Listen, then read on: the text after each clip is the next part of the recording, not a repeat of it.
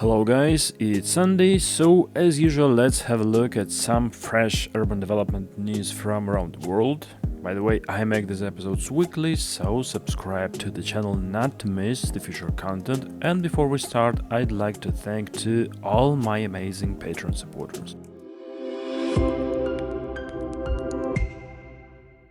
The Polish capital Warsaw has opened a new tram line built with European Union co-funding, which connects the city center with the Wilanów district. New section is 6.5 kilometers long and there are 12 new stops along the way, and notably this is the longest new tram line opened in Warsaw since the 1950s. However, the construction work hasn't yet been fully completed and trams are still running through the construction site. New line will be used by 3 tram routes 14, 16 and 19, which together will provide the frequency of 2 minutes during peak hours to 4 minutes on weekends. The total cost of this project, which included both construction works and the rolling stock purchase, eventually approached about 230 million euros. And in general, in 2024, Warsaw tram network was expanded by more than 10 kilometers of new tram lines. Metropolitano de Lisboa has signed a contract with Stadler for the manufacture and supply of 24 three-car trains with an option to supply up to 12 additional ones. The contract is estimated at 134 million euros. These new trains will be about 50 meters long. They also will have Iron Man's face expression, large windows, and the passenger compartments will be comfortable, light and bright with maximum use of available space. This is already the second order that Stadler has received from the Portuguese capital's metro operator. The first one was signed in 2021 and Stadler is responsible for the supply of rail cars that will serve the Ring Line. Currently, 14 cars are being built, the first of which is being tested in the Lisbon metro network.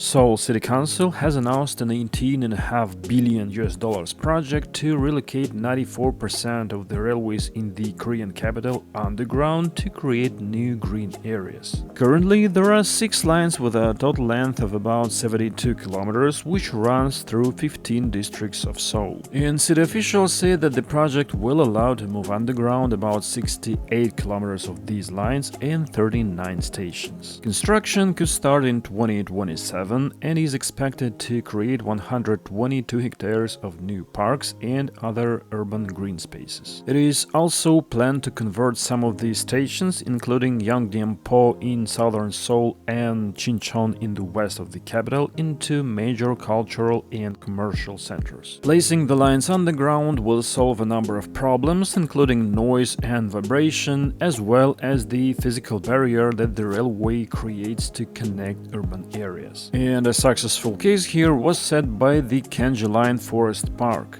a 6.3 kilometer long linear park created in 2016 by undergrounding a section of Kenji Line in the western district of Mapo.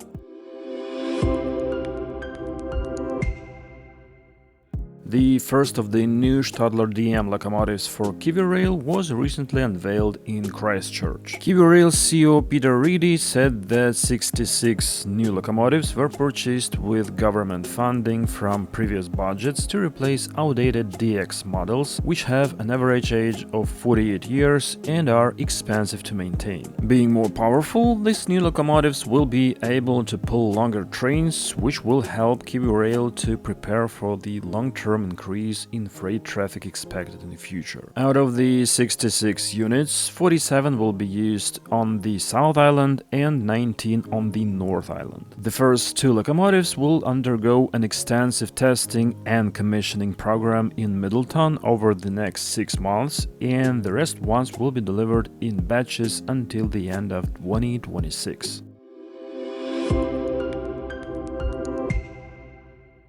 U5 trains in Stuttgart have begun to serve a new section from the previous Leinfelden-Bahnhof terminus to the new Leinfelden-Neumarkt, adding about 700 meters of new tracks. The new station has two elevated side platforms designed to handle 40-meter trains. However, if necessary, the platforms can be easily extended to 80 meters without the need for additional structural measures. The main railway station in Stuttgart can be reached from the new station in about 27 minutes. And in the future, the line will be extended even further into the center of Echtendingen, and the planning is currently underway.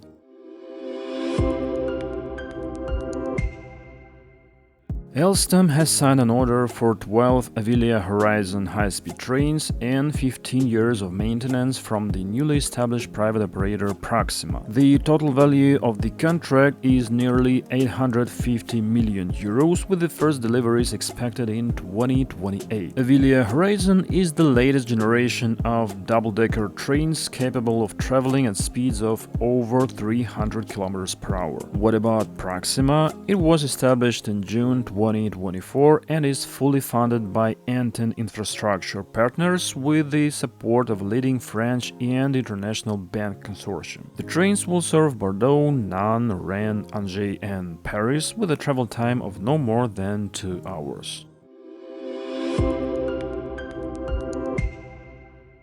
Meanwhile, Chilean Railways FA has signed a contract for 2 sections of the Melipilla railway line project, which I discussed in the previous video, with a total price of $813 million. Spanish company Secure will carry out works on the Melipilla-Mayocco section for $345 million.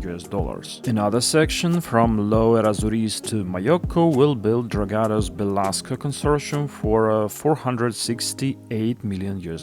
Works will start in 2025.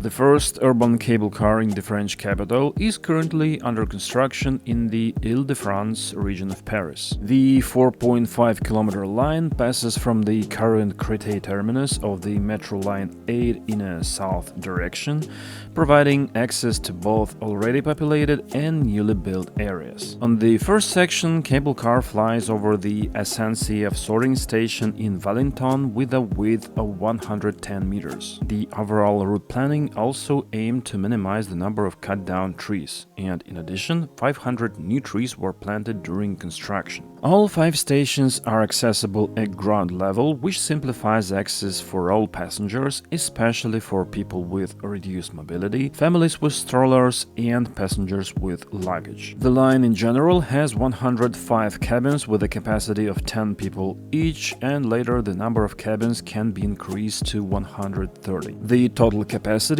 is 200 passengers per hour in each direction. Construction work began in May 2023 and passenger service is scheduled to begin in 2025. The total cost of the project is 132 million euros and it is financed by 49% of the Île-de-France region, 30% of the Val-de-Marne department and 21% of the state.